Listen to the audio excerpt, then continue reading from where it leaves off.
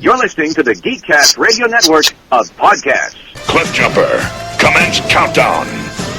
5, 4, 3, 2, 1.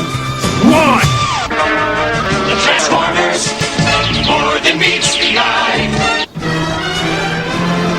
The Transformers, more than meets the eye.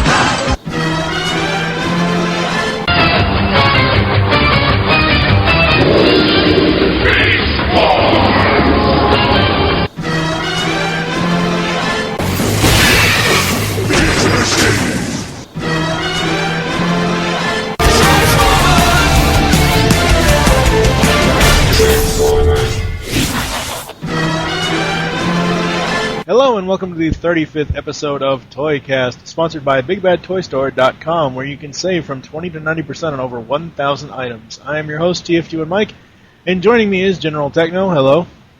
Hello there. And the Goddamn Protoman. Hey, hey, hey. How are you guys? Good. I'm always great. I so should have been recording that conversation you guys were just having because, Jesus Christ, that went on forever. Get me talking about TS, you're in for trouble. Since we have Protoman... Make it double. Yeah. I just remembered there has been something I've been wanting to call you out on for a while now. When we were originally talking about the Bumblebee mold for animated, and you said that the Fugitive Waspinator wasn't going to be... it's pretty much gang molding, and they're going to use all the wrong... all the same stuff. Yeah. They've customized him. His missiles are purple, his eyes are purple, so as soon as he comes out, I'm getting what I want out of that figure. That's still gang molded, though. They just changed the color of the clear plastic from blue to purple, that's all. Yeah, that's it. And you said that they wouldn't do that, though. They wouldn't change the color. No, he was talking about the head sculpt, I think. Yeah, the head sculpt I was talking about. Well, the head sculpt, I mean, they can change his face, though. It's still going to be the Bumblebee head. Mm-hmm. But I don't know. Maybe they'll put a bigger chin on him. I don't know. No, they'll just give the fiction explanation they said at BotCon, where it's like Waspinator when he's disguising himself as Bumblebee or something. Yeah, where he was Bumblebee for an episode. True. So it is 2010. What Protoman? We haven't talked to you yet, and Tekno didn't really get a whole lot of TF stuff for Christmas. What'd you get? TF related. Almost nothing. A lot of it was more like I got Burning Fallen. I think that's the only thing that comes to mind. Wow. That was TF related. You know what? The thing is with me is that with Christmas, I always tell all my friends, my loved ones, don't buy me anything. Because every day for me is Christmas. Every day I come home and there's a package, in the mail. So it's very difficult to buy stuff for me. So what did get for Christmas? Nothing toy related. It was tons of DVDs and video games. It was like, oh, I heard you really wanted the Harvey Birdman box sets. So I was like, yeah, I did, actually, so here you go. Oh, hey, I heard you like Ninja Turtles, so here's the movie box set. Oh, hey, thanks. That's pretty much what transpired was, because I'm not a big DVD purchasing kind of person. I only buy, stuff I really, really, really want. And then everything else, I kind of YouTube/download, Yeah. So, but, hey, if people want to buy me presents, just find out that series that I've been YouTubing and give me the disc version of it, That's right. All. So that's pretty much what ended up happening. I just got a whole bunch of DVDs and video games. I got Legends of Zelda Spirit Tracks for Nintendo DS. I got I don't know.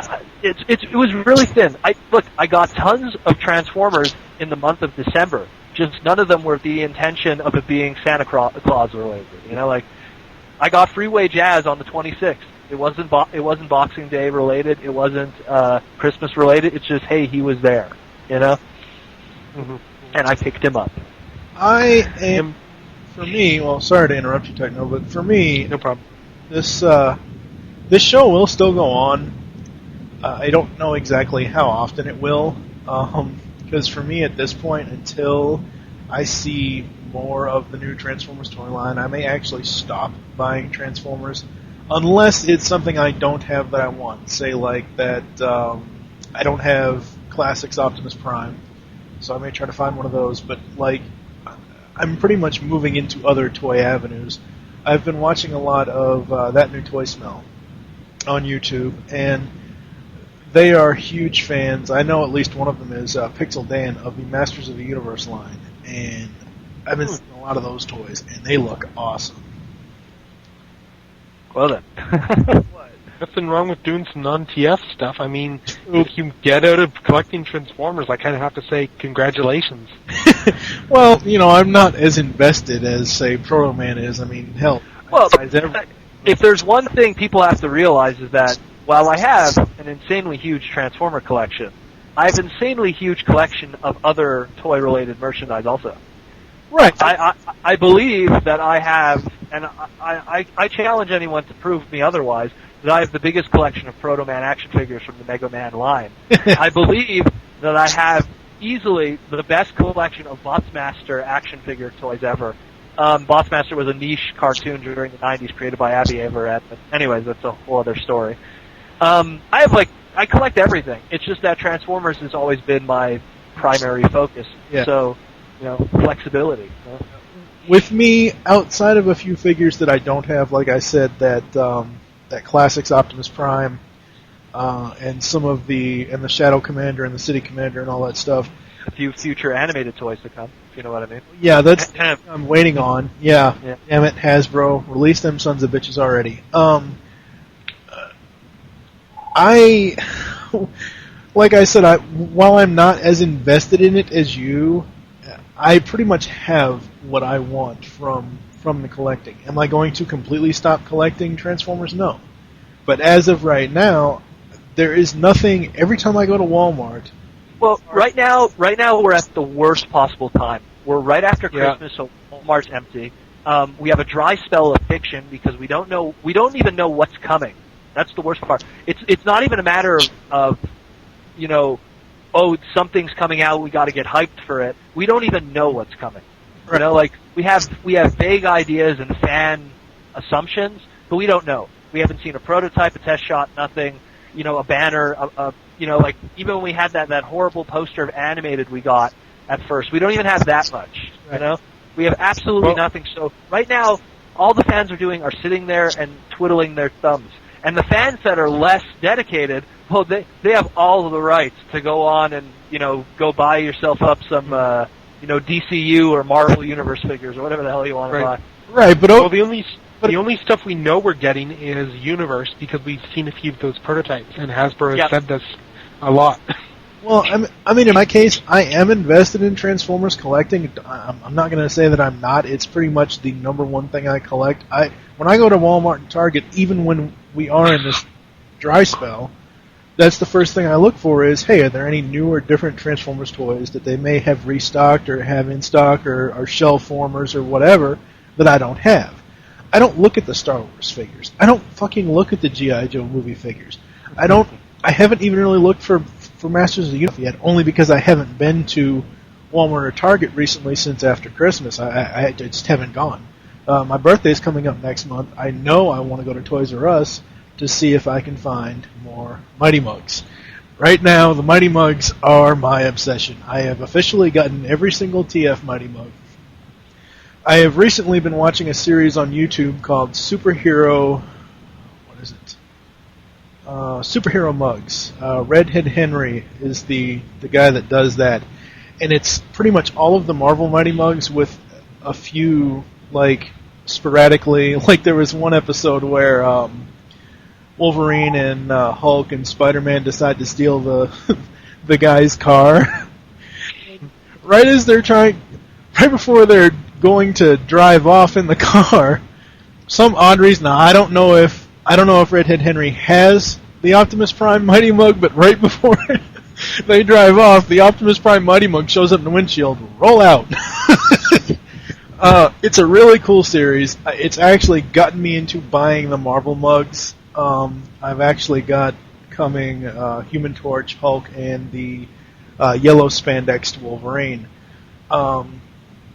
So ToyCast will not be going away. We may cut back a little bit on episodes, only because I have to focus on the other shows that Geekcast Radio is going to be producing.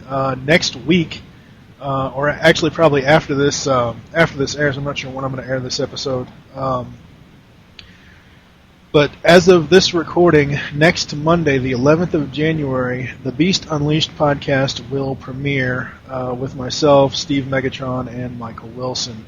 We are going to be looking at Beast Wars and Beast Machines cartoons. So that's one thing. I've also got a Justice League podcast coming up in February. So, yeah, I'm pretty busy with the whole podcasting thing. And with the Transformers toys kind of, as Protoman said, kind of being in a dry spell right now, I got to save money first. So, what's been going on with you, Techno, since we last talked to you? Well, I mean, not much. I mean, school's just started up for me again, so, and... Sorry. A few months from now, I guess I'll be done, and then out in the working world and stuff for good, but...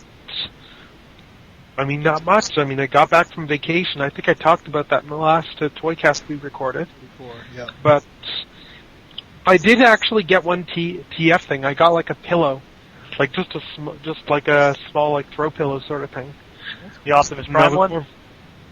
I think so. It was like an Optimus Prime and Bumblebee one or something like that. Oh, okay. Just my parents found it while they were over in London and decided to just get it for me for a quick gift. So.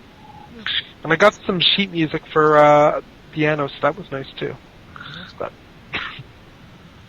I mean, yeah, not much else is really new. I mean, I've got a few things on the way as well, just in terms of some toys coming, and hopefully I'll get a chance to talk about them because I don't think that they've been talked about yet. But yeah, you got them. It's just with me expanding the show just to be ToyCast and not specifically Transformers ToyCast. I mean, we can talk about any toys. And I may actually just pull myself back until I get a lot more of the Marvel Mighty Mugs, and I can just kind of mention them. I may just pull myself back to be kind of like the host or the wrangler and just let you guys go at it with your own toys. Because, like I said, this year I have to save money this year. I am not going to be in the financial shithole that I was in last year.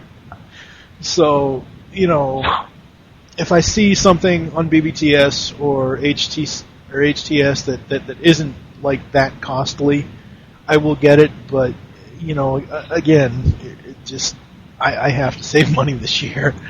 So I guess is there any news that we want to bring up before we get into the toy discussion? Leader Bumblebee. Whatever. I think it's been talked to death. Like after Human Alliance Bumblebee, do we really need another one? Exactly. Yeah. Do we really need a Bumblebee that's going to be even out to scale, even with their own leader class figures? Mm-hmm. There's one silver lining though to his scale that people have pointed out. He's likely going to be in scale with people's 3 3/4 inch figures, which means we can get stuff like, say, Deadpool, using Bumblebee to pick up dates, and if the date goes wrong, then he just hops out of the car and has Bumblebee transform. Okay, and you won't have to see her again. I can't say that has crossed my mind. That's wrong. But it's in character for Deadpool to do something like that. Or even just sit in the car and then just use his healing factor to get better. But of course we have we finally have the BotCon announcement of where it's going to be and when it's going to be. Question, Mr. TFCon over there, did you guys influence that we knew way in advance? That's all I'm going to say. Okay, but so that did affect you where you put it? Oh yes, I don't want to. I'm just going to say we knew way in advance. Oh no, that's fine. That's fine. We're in talks with Mr. Savage and Pete and the crew. So yeah. Pete Sinclair. So that's all. It all depends on. For me, it depends on the set because I'm a person that's never been. So for me, I want the full experience. I want to be able to get, each panelist, whatever, like voice actor, whatever, and just have the full experience. And monetarily, that's just not feasible for me. I've heard people say you can go for under $200 or whatever, but I want the full experience. Now, if it's like say my second or third time going, yeah, sure, I can go for under $200. But since I've never been, I did the number crunching for most Canadians to give them an idea if they wanted to go to BotCon. If you go under a Primus package, you're pretty much going to spend about $700. And not to mention, and this is a very key point, this is Disney World. Yes. If Pasadena last year was any indication, the Saturday night party, which has been a tradition with BotCon for years, if Pasadena's Saturday night party was Universal Studios, what do you think the party's going to be this year? Oh yeah. You know?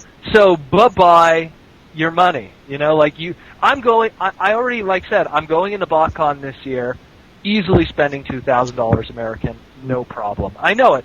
Because I know when I went in 2008, I spent $2,000, and that was like in Cincinnati. That wasn't anywhere special, and, you know, so I know that I'm easily minimum blowing $2,000. Oh yeah, that's my deterrent that's a big deterrent for me for BotCon, simply because of the fact that when you take into account airfare and hotel and everything and convention figures, like I said, to a ridiculous amount to spend on a convention. Just to airfare, arriving at the convention, hotel, and registration, and getting every single figure, including the free and the souvenir set, $700. That's the final number. I mean, yeah, like half of my TFCon budget was stuff I bought at the convention, I think. So, well, let's put it this way: TFCon was a lot more affordable for you. And how much did you spend there? Yeah, I spent a few $100. So there you go. Now, BotCon is not affordable for you, and you're already spending $700 before even hitting the dealer room. Mm-hmm. I mean, so half the stuff I bought at TFCon was like fan kits. Was stuff that wasn't even like just straight off Hasbro stuff either. So. Stuff that Hasbro probably. I bought a lot of artwork and fan kits and stuff.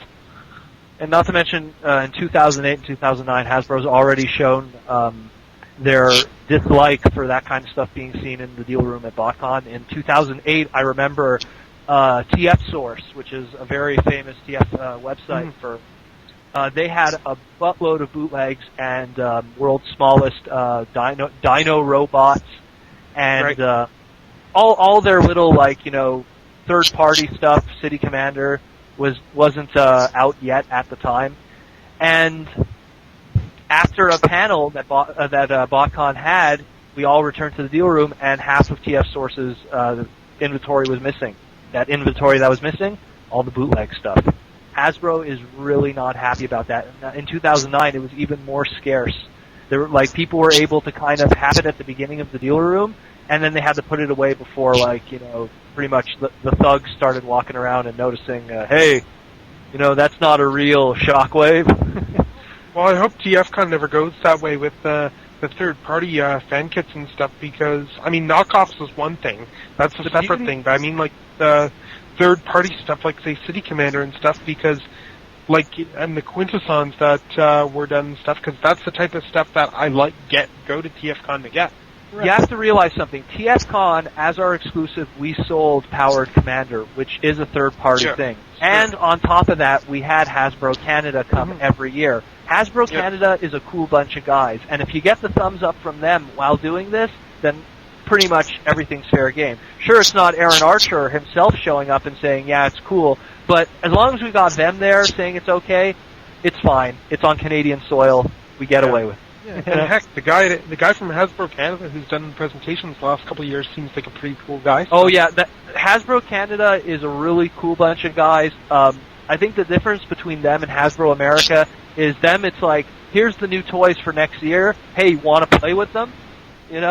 Where at least with BotCon, it's like, here's the new toys for next year. Yeah, you can only breathe on the glass. It's and more stuff like how. Yeah, and then stuff like how right after. Mm-hmm. And then how right after the panel last year, there were a whole bunch of us that went up to him and were talking to him and stuff about thoughts and such, and he was whether if he was frustrated or not about trying to get on, it didn't show. Seemed like he was willing to listen and take feedback back with him or something. And I think the best part of TFCon with the Hasbro Canada staff was after they were done their display, they gave away a few of the leader class toys that weren't going to be out for months. Oh, cool. So Bulkhead, Onslaught and Megatron were given away for free to some lucky volunteers at the convention. So, and let me tell you something. Everyone was green with envy when you get a leader class toy that's like 6 months in advance from Hasbro Canada. So that's not like stolen Chinese, right? You know, advance. Yeah. That's like, here, kid, you know, from the source. Yeah. You know, enjoy. You know. See, for me, like, you know, you were saying, like, with the bootleg stuff at BotCon, I'm glad that Hasbro chomps down on that. Now, Me too. I am. I especially like that because one day I'm going to go back and I'm going to try to, like, complete my Ironhide G1. One day I'm going to go back and try to find that extra gun for Jazz. But I don't want to have to go onto eBay in this jungle of bootlegs. Yeah. You know? Or that gun I'm buying of Jazz might not even be the real one. Right. You know? Right, exactly. So, the sooner the better. I really don't endorse bootlegs. I endorse wacky bootlegs. I don't mind a bootleg that's like purple green and like Christmas colored and stuff, but the replica bootlegs I'm 100% against. I don't care if you couldn't afford the real deal. It doesn't make a difference. It's not good for Hasbro. It's not good for the collectors.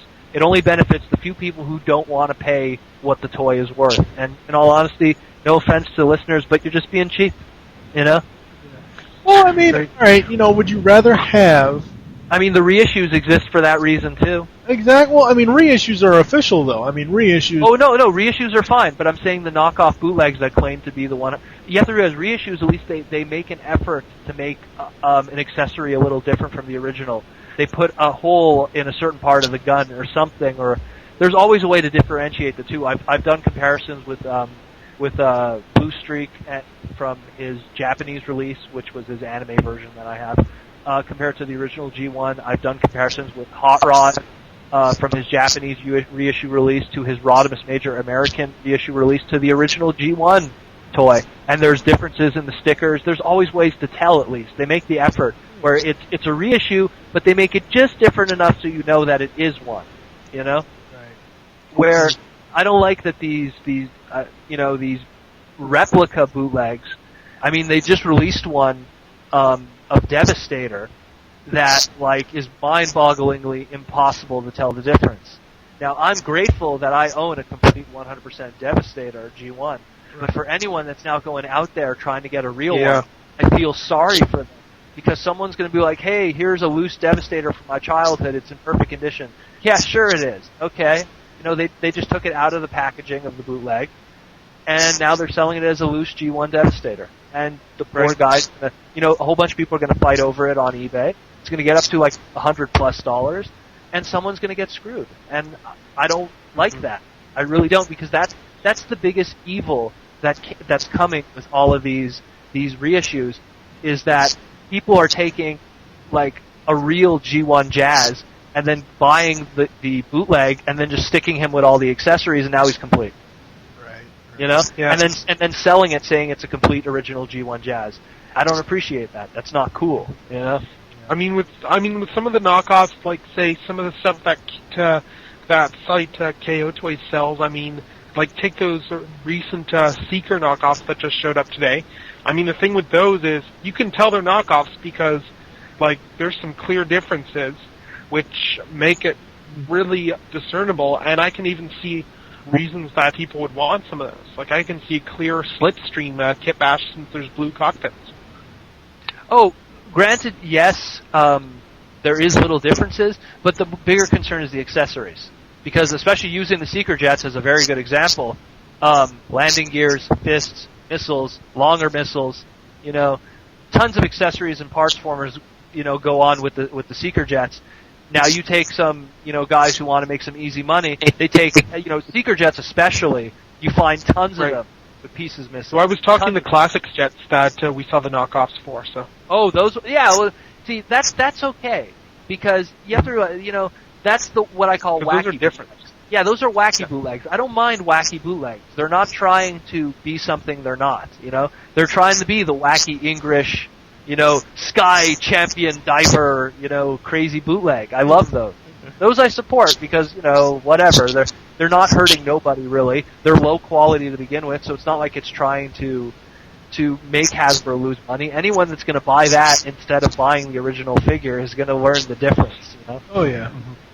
Before we get into the toy discussion, we're going to take a break, and we'll be right back. GeneralTekno, this is Lugnut, and it's your duty to solve the great and glorious Megatron. Hello, we are back, and Protoman, you are up first, sir. What are you going to be talking about?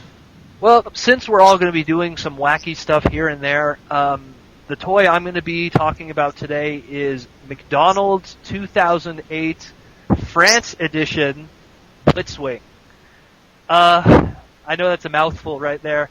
The 2008 animated Blitzwing was a exclusive McDonald's toy that was available only in France. While we in America, pretty much we got the 8 figures. We got Ratchet, Optimus Prime, Bumblebee, Megatron, Lugnut. Who am I forgetting? Help me out, Techno. Who'd I forget? So which one did you say? There's the Starscream, Prime, Bumblebee, Ratchet, Lugnut, and Megatron. Yeah, there you go. Okay, I got them all. Perfect. We got that set, but we didn't get a Blitzwing. And when the set got released, later in the year in France, they reduced the set to only 4 figures, that being Optimus, Megatron, Starscream, and Blitzwing. And everyone was kind of like, whoa, what's this new mold? And so this new mold is quite interesting to the sense where it almost doesn't even belong with the others because it's of a completely different make, mold, and quality. It's also a lot more complex than the others too. It's very weird. Also, there's little telltale differences. Number one, I'll just start and explain in vehicle mode. Number one, it only even though it's Blitzwing, a triple changer, it only turns into the tank. It's McDonald's. We can't expect perfection here. But in tank mode, it does a very good job of selling it. It's not like your typical where it looks good in one mode but not in the other because of its limited, budget. It actually does an amazing job of hiding everything that is the robot parts. What's unique to it also is that on both sides of the tank treads, it has these big Transformers animated logos that are sculpted into it, which is not seen on any of the other McDonald's toys, which I thought was unique, again, because it's probably just the one-shot thing that was made for France. Transformation is, I wouldn't say complex, because that would be too big a word to say, but it's a lot more intuitive than most McDonald's toys. You actually do have, I would say it's an advanced it's like beyond an advanced MicroMaster. I would say it's like a Scout.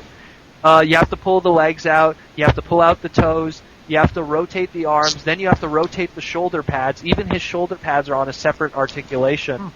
And then you have to pop his head up, it's again, considering that 99.9% of McDonald's toys are literally stand it up and then pop the head out, this was a big change. He has articulation in the arms, he has articulation in the legs. And he has articulation on the toes, so he could lean forward and back. The face that they used for Blitzwing is the calm one, if you want, because you have Arnold Schwarzenegger, Austrian, you have crazy Jack Skellington, and then you got calm Colonel Klink, if you will. I don't even know what to say. So it's that one. It's the calm one that they go with. Paint-wise, again, unexpected extra amount of paint that was not necessary. Most figures, they usually have about 3 or 4 different color paint applications. They actually went for red for the eyes. They went for black. They painted a separate piece, just painted black for the fists. They went for the purple for the overall. It's a lot of effort for considering, a McDonald's toy. But I think it's just, it's a very isolated, situation. I remember when Energon had a line of McDonald's toys, but it was only in the UK and Europe. Those ones were also very well painted, very well engineered, and they came with lights and actions and sound effects. So I think that maybe in Europe, their McDonald's toys kind of go through a different process of quality control, or when something's exclusive to there, they're able to go a little more all out. I guess maybe because also they just ported over the American toys, and then since it was 4 months later, they had all this time to engineer exclusive figure, so they really put it all into Blitzwing. Mm-hmm. But either way, it worked. It worked. It was good. Go ahead. Yeah, I mean, just looking at a picture of him, he looks pretty good. How does he compare to the classic Beast Machines line of McDonald's figures? Well, one thing, he's a lot taller than them too. That's another thing I wanted to point out. He's like a little bit taller than a Scout. Like it's very when you put this figure with your other animated figures from the McDonald's line, he a little bit sticks out because it's like, he's a little better painted, and he's a little taller, and he's a little more nicer looking. You know, it's kind of weird. Where at least with the Beast Machines ones, I got to give that props because that was a great McDonald's toy line.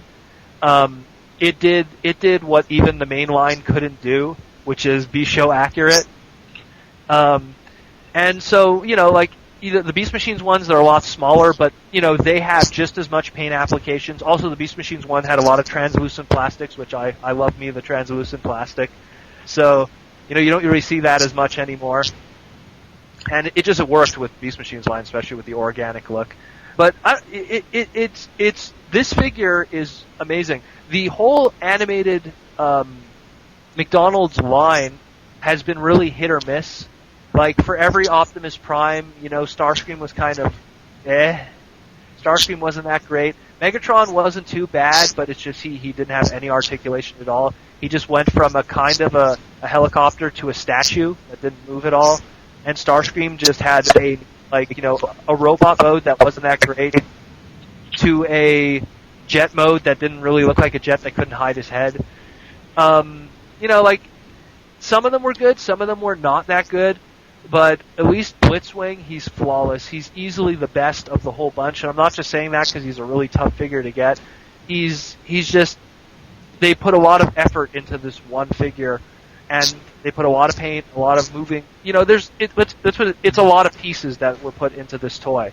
You know, I guess you could count on one hand how many pieces are put into a Micromaster or a Minicon or a McDonald's toy, and this one has a lot more pieces than it normally does. Cool. So yeah, I heavily suggest, you can find him on eBay. I know once in a while he does pop up and he goes between, like, you know, $10 and $15, which I guess for a lot of people is expensive for a McDonald's toy. But I mean, hey, if you like the Blitzwing, you know, or if you just want to, like, get something that's an interesting oddity from, you know, outside of the box Transformer figures, he's definitely worth picking up. Yeah, well, Blitzwing can kiss my ass. Because the animated version, the regular animated version, nearly ripped my damn fingernail off. Really? Yes. I talked about that, I believe it was episode 32 of ToyCast. Yeah, Blitzwing definitely looks a lot better than my McDonald's Lugnut, so. Which I got purely for Lugnut completionism. There you go. Cool. Techno, you're up next. What are you going to be talking about? Okay, I'm going to be talking about a figure that I guess it came out earlier in 2009. It was I'm going to be talking about Universe Dragstrip. Now, I'm no Protoman, but I'll try and give a bit of history from what I can recall. These figures showed up out of the blue on Hasbro Toy Shop one day, where it was 4 figures that were repaints of existing molds. There was Overkill from Grimlock, Dragstrip from Mirage, and repaints of the 2-pack Prime and Megatron figures. They came in individual boxes, which were a lot more like offerings you would see from Takara Tomy, just in how they were packaged. Like, it was very nice packaging. Yeah, great boxes. And then they went on and said these were designed for the Asian market. They haven't been released yet. We decided to put them up on Hasbro Toy Shop for people. They sold rather quickly and rather well. At least a few of them did, like and the one that was probably in the greatest demand of them all was Dragstrip. It's a repaint of the Mirage that's a homage to the Stunticon. I got one a few weeks before Christmas, I guess, in another order, where I was ordering some stuff from Automaton Toys and noticed that they still had some Dragstrips there.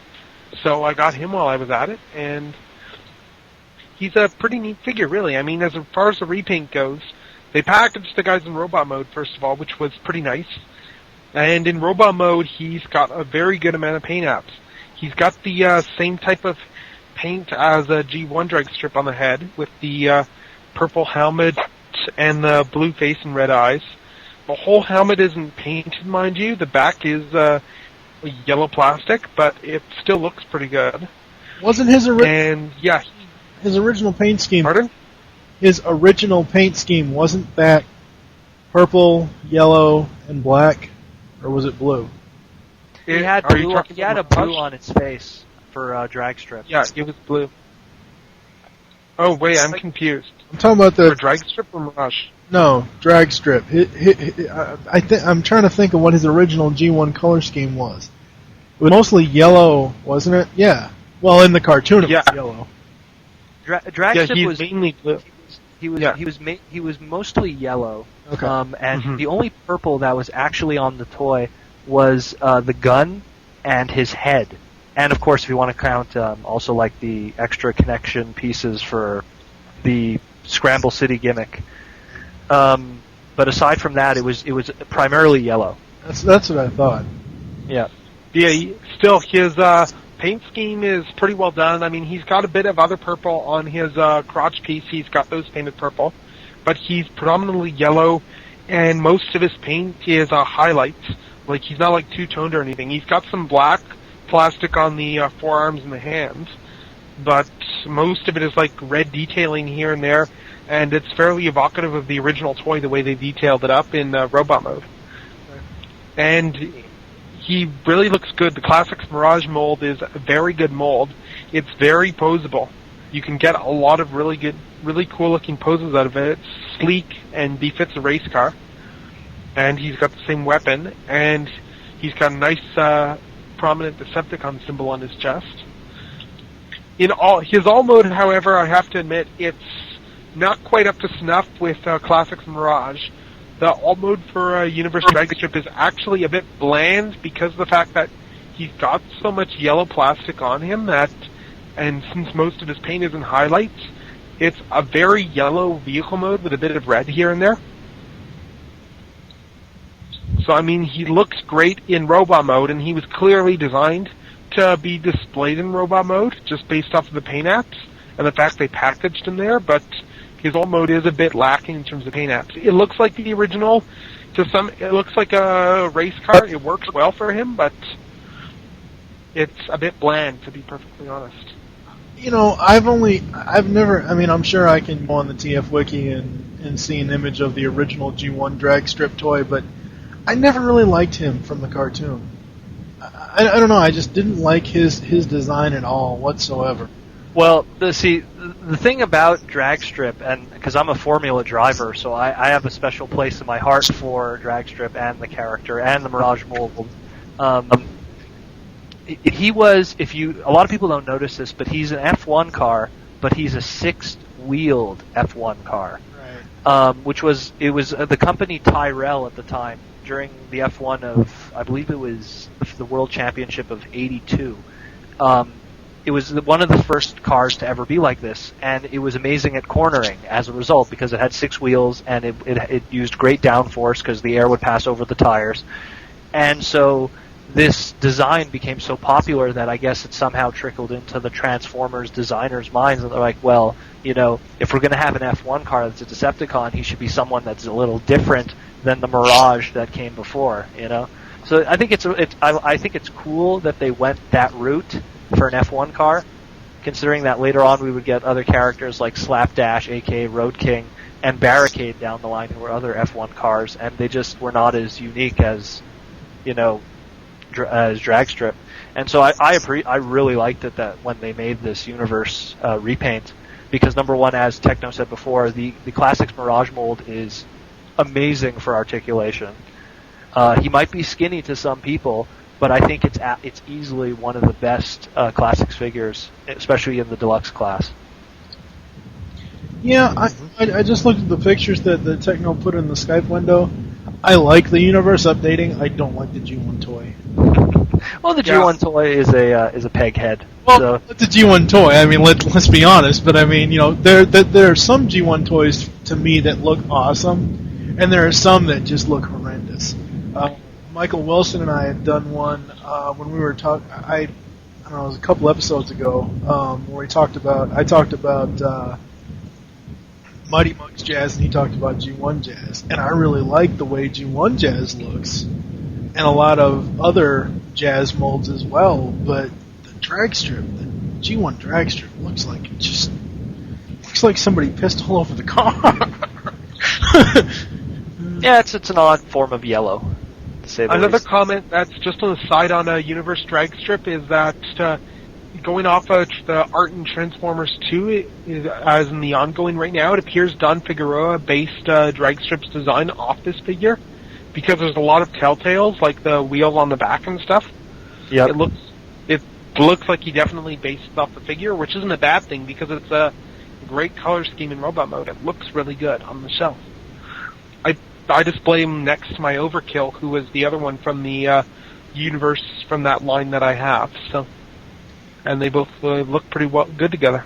See, for me, I mean, I've seen a lot of the Universe figures, both in stores and images of them, and while I do like that drag strip, I just... Pretty much the only Universe figure that I absolutely love is Cyclonus. I will say, everybody can say how great Cyclonus is, which he is, but there are just some of the other ones that I just don't care for. You and I, Tekno, talked about Cheetor last episode. Oh, well, that's a disaster, that figure. That's a bad example. The robot mode is a disaster. But Beast mode is pretty good. Yeah, Beast mode's pretty good, but when it was a reverse of what the original... The biggest complaint with the original Cheetor was that he was too bulky to be a cheetah. Yeah, I mentioned that. And now it's the other way around. So now they managed to get the streamlined cheetah at the sacrifice of a good robot mode. So exactly. Yeah. What I did was I didn't tell you yet, Tekno. What I did was after I got him semi into robot mode, all I did was, and I don't know if you saw the twit pic I posted us last week sometime, or whenever it was after we recorded that episode of ToyCast, I took Cheetor in robot mode, and I now have him riding Ravage. So it's Meth Kitty riding the Death Kitty. Oh boy! Do you have anything else to say about Dragstrip? No, I think I covered pretty much everything about him. I mean, he's a neat figure. He goes for a bit, but I would definitely recommend him if you can find him for a good price. I think that the Mirage, I've got Mirage and I've got him. I don't have the Hankey Mirage, and the only other real deco that I'm interested in getting my hands on at some point is the Fracture redeco, because the fact that one looks really nice with the black and red and white. It really does. That again, this mold, a lot of ways with me, it can't do any wrong. It's yet to do any wrong. Racer, so I mean. Yeah, I know it's biased. I'm sorry. I guess I will go last, and I'm going to be talking about a Christmas present I actually bought myself. I've told this story already, but my local Kmart, other than Revenge of the Fallen stuff, they have crap for Transformers. But I was able to find G1 Robot Heroes, the RC, and Frenzy 2-pack. So I will be talking about both of those because they're extremely small. I would dare say that this is the only true G1 version of RC outside of the animated homage, which is yet to be released. Well, I could argue that, but that's fine. Go ahead and argue it. American release, we have the Heroes of Cybertron release of RC. Japanese releases, we had multiple G1 statuettes of RC that range between a MC Axis model kit, the PVC line, gave us two versions of it, clear and pewter, and in color. Came with Daniel. It came. Let's see. We have statues that were done by Hard Heroes, and then later on by Diamond. Right, but I'm not counting I mean, you know that these figures are meant to be statuesque, but I'm just saying, as far as, I mean, hell, you could even almost count this Robot Heroes one as a world's smallest, I guess. But I mean, it's just. I haven't, looked at a lot of the other ones, so And I count statues and stuff in a completely different. Okay. I mean, I understand where you're coming from, Protoman. Don't get me wrong, but That's cool. just doesn't. It's my fault. Oh, your damn fault. Oh crap. Let's see. I didn't. I mean, I realized that she had posability in her arms. Her arms can go 360, both of them. So it kind of, you can make her look like she's running or she's shooting behind her head. I didn't realize actually when I first got her that her head can go 360, which is kind of weird. But overall, I like it. I think she is running across looks like a piece of energon. Actually, in the right light, part of the rock looks like a piece of kryptonite, so they're mixing Superman with Transformers. It looks like she's walking across,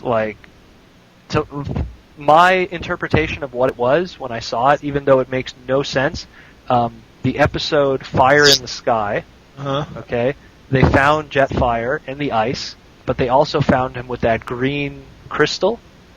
Okay. Right. Remember? Now, of course, what the hell is RC doing there? Obviously, that doesn't make any sense, but that's the connection I make. Yeah, I mean, I can see that. Yeah. But, I don't know, if you just angle it in the right light, it almost looks like aqua kryptonite to me. But I guess so. Wonder what kind of powers that would have on Superman. There's so many other kryptonites. But anyway, the one that came with him, with her, was Frenzy. Again, Frenzy is red, Rumble is purple. That's my opinion. Actually, tough. What? I just said tough. That's not what all the evidence other than the G1 cartoons in the U.S. suggests. That's what I'm not getting into it. Yeah, I don't want to get into it either. I'm just saying. I'll sit here quietly. Yeah. Anyway,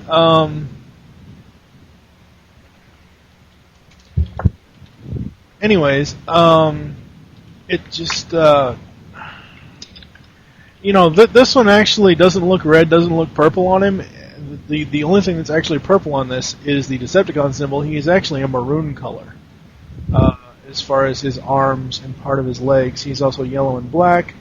And he does have like a weird looking grin on his face. Again, his head as well can go 360. I wasn't sure if his pile drivers could go 360. They can, kind of, but because of the way he's standing, his leg gets in the way. And at first, when I was going to move one of them, I thought I was going to break it off because it was so tight. I didn't expect these things. And these are the first robot heroes that I've ever owned. Oh, really? Okay. Well, I just. It's something that I'm coming in late to.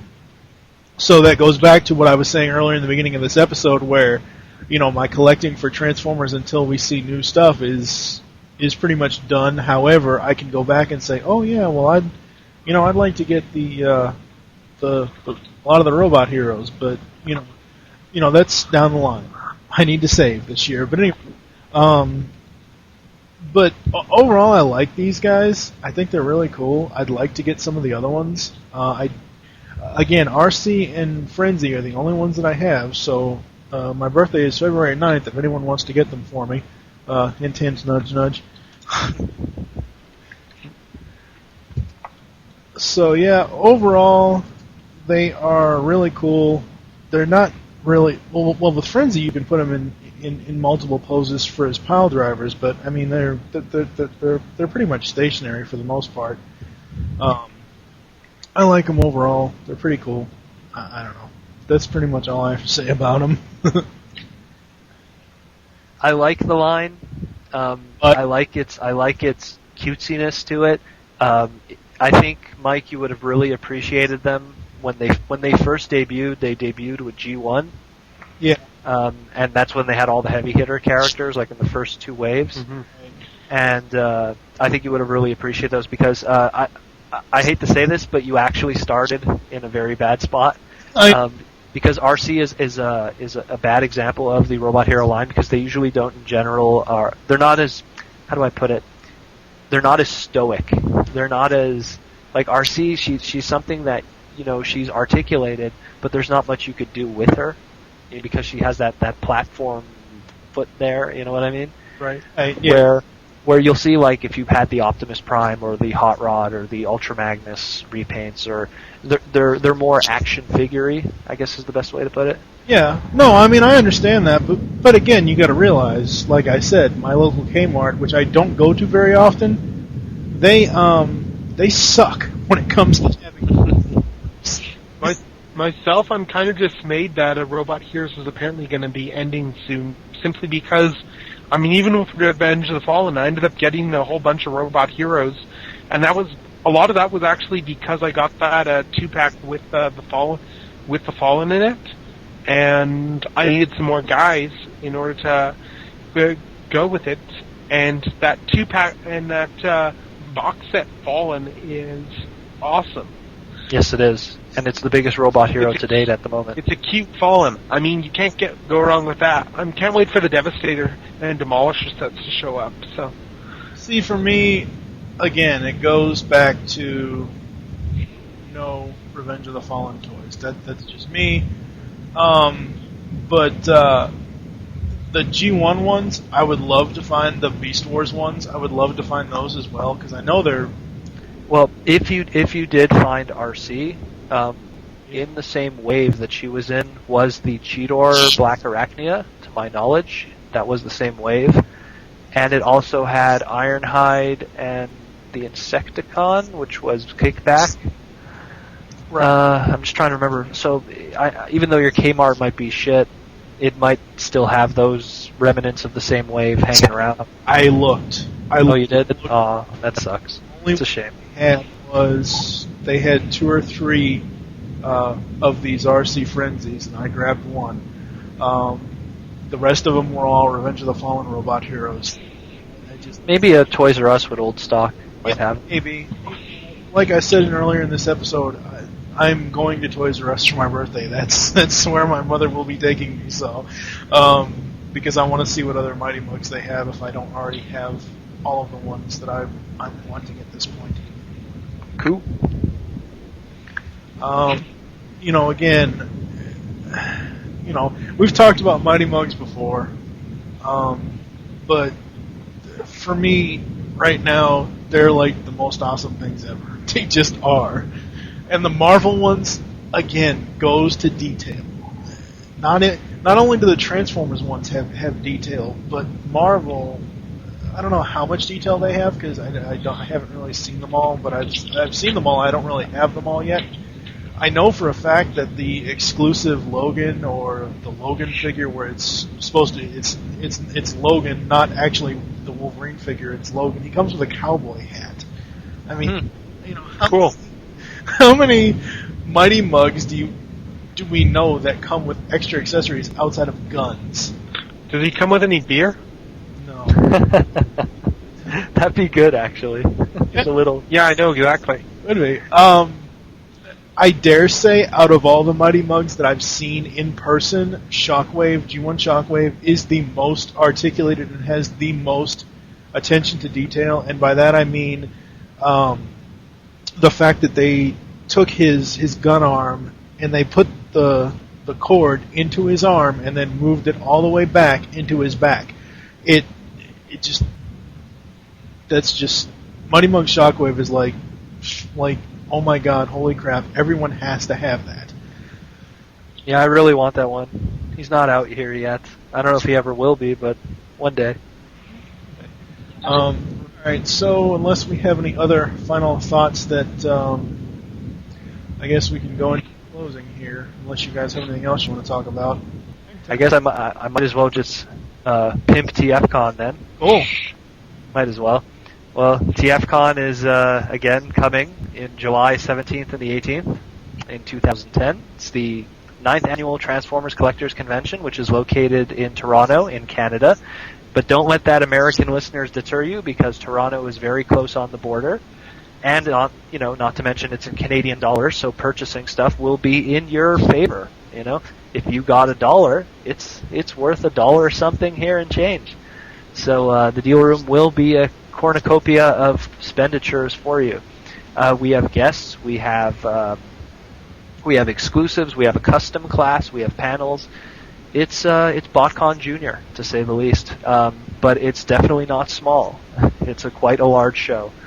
So if you get a chance, check it out at tfcon.ca. And it's a great event for meeting people as well. I mean, my first year I met a whole ton of people. Second year, you go back and you know a whole ton of people and you meet more people. It's arranged to be very social. Just there's a whole evening of social activities. No lineups or any of that crap unless you count pizza as a lineup. Yep, that's the first time I've actually met GeneralTekno face to face. Was at a TFCon. So yeah, I met a whole ton of people at TFCon, and it's great because then you come in and then it's like, oh hey, and you're meeting up with people that you talk to online face to face.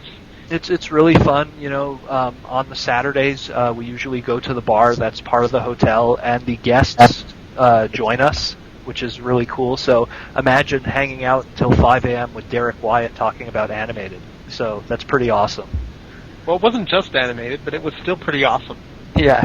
And then we all ended up having to go to bed when we realized that we all needed to get up early in the morning. Yeah. So anyways, TFCon 2010, July 17th and 18th. Check it out on tfcon.ca.